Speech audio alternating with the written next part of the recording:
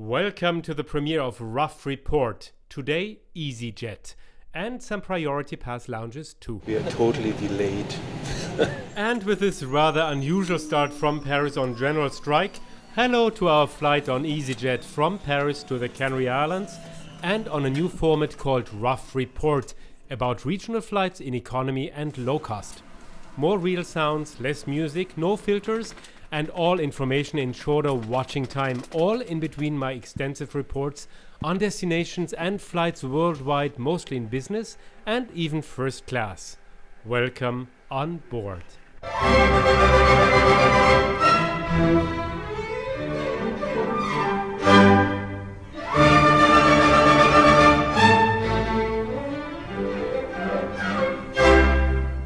And hello to a review that is completely not planned, because actually I didn't think I would make a review on EasyJet, not because I don't like it, but actually I do like it, and I like flying on low-cost planes and economy, but the problem is mostly that you're in a full cabin and then it's not very polite to the other fellow travelers to do a report and disturb them actually and disturb their flight experience. So, but today I'm so lucky, I have the whole row completely to myself and I can make this little report. So let's see how it's gonna turn out. I love flying low cost and economy, and I actually love EasyJet too. I always had good experiences with them, and of course it's low cost, but I will show you the seats are quite good. Also quite comfortable. I mean, for a basic seat it's quite comfortable, and you have quite good legroom even in the most basic seats. The great thing of this flight is also that we are totally delayed.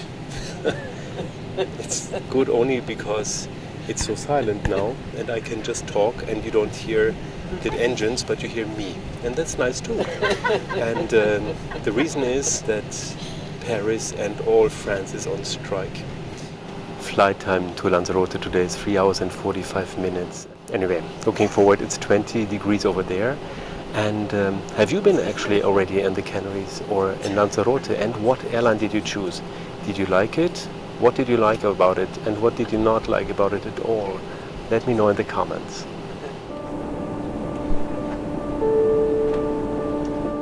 And we are taxiing to the runway. By the way, I was here in the lounge, which is a priority pass lounge in Terminal 2D, and I didn't expect nice things at all because it got terrible reviews on Google. However, it turned out to be a really nice lounge. So if you want to go to the lounge in breakfast time, it's a good idea, at least in the early morning as I did. That's why I look like this. And it's called Shelled Air Lounge. That's in Terminal 2D. That's for the low-cost flights or some other airlines too. I can just recommend it. It was a nice breakfast, it was a very nice lounge, very nice design and quiet atmosphere. So that's a total thumbs up. And I would really like to know, what is your opinion about priority pass? I mean, from my experience, there's some really nice lounges of priority pass, for example in Hamburg and in Vienna. Also here in Paris, that's a nice one too. Also very nice in Zurich and in Kiev, and actually also in Tbilisi. And there are some really terrible ones that feel more like punishment. That would be Stuttgart, for example. That's a really terrible place. But let me know in the comments, do you have experience with priority pass? And if yes, what are the experience and which are the best lounges in your opinion? I'd love to know. Well, but now I really shut up a little and let's enjoy takeoff. It's always great. EasyJet has sometimes really great offers, and this was one of the best. I paid only 30 euros one way for this almost 4 hours long flight, including hand luggage, and their hand luggage is limited to one piece, but without clear weight restriction. They say you must be able to lift it easily into the overhead compartments.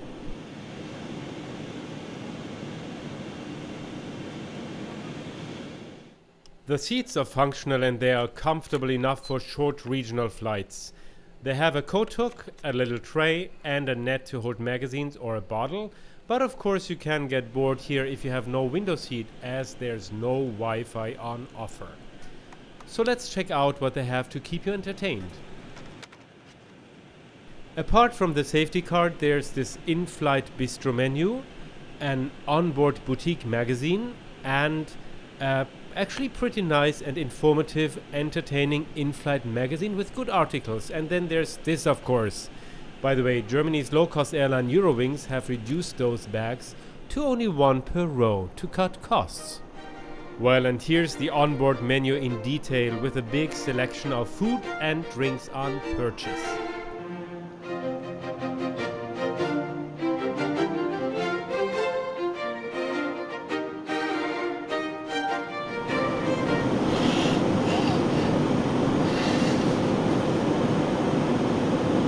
Obligatory visit to the bathroom. So this is the bathroom in EasyJet in an Airbus A320. Like in every Airbus A320, it's very small, but that's nothing to do with the airline, but actually with the airplane type. So this is it. You see, it's actually normal inside, and they have this here, which gives really nice fragrance to the toilet, so it doesn't smell awful, but it smells quite pleasant. By the way, EasyJet is pretty big. They have an all-Airbus fleet of over 330 Airbus A319, 320 and 321, including some Airbus Neos. And after Ryanair, it's the second biggest low-cost airline in Europe, serving over 130 destinations. With a view on some spectacular Spanish landscape, I ordered something from the menu. A baguette sandwich, a soft drink and a chocolate bar for €9.50. The sandwich was a little dry, the Coke was Coke and the Kit Kat was a Kit Kat. The price was really okay though, and after this little lunch I had a little nap on my very own 3 seats. So I had a little rest now before landing. Well, to sum it up, it was a nice flight. The crew was friendly, the seats are really nice. I mean, it's low cost, of course, but they have a decent leg room and they're quite comfortable for 3 hours, so that's fine. And now, just before landing, I want to thank you for watching. Stay tuned, subscribe to my channel, that would be fantastic, and give me all your comments. I'm really curious what you think about EasyJet and other low-cost airlines in Europe.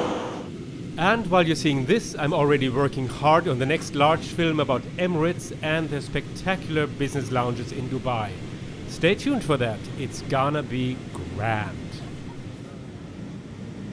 And during our beautiful approach, let me tell and show you something about our destination. Lanzarote is one of 7 larger Canary islands and they're part of Spain, but geographically they're African. They're called Islands of Everlasting Spring because the climate is never too hot and never cold. They're all very different from each other and it's easy to travel between the islands by ferry or little planes. And of course there'll be a separate rough report about those planes too. La Palma Island is lush and green. Gran Canaria has the famous Maspalomas sand dunes and party life, while Tenerife has the spectacular Teide volcano and caldera, cool laurel forests and gigantic cliffs.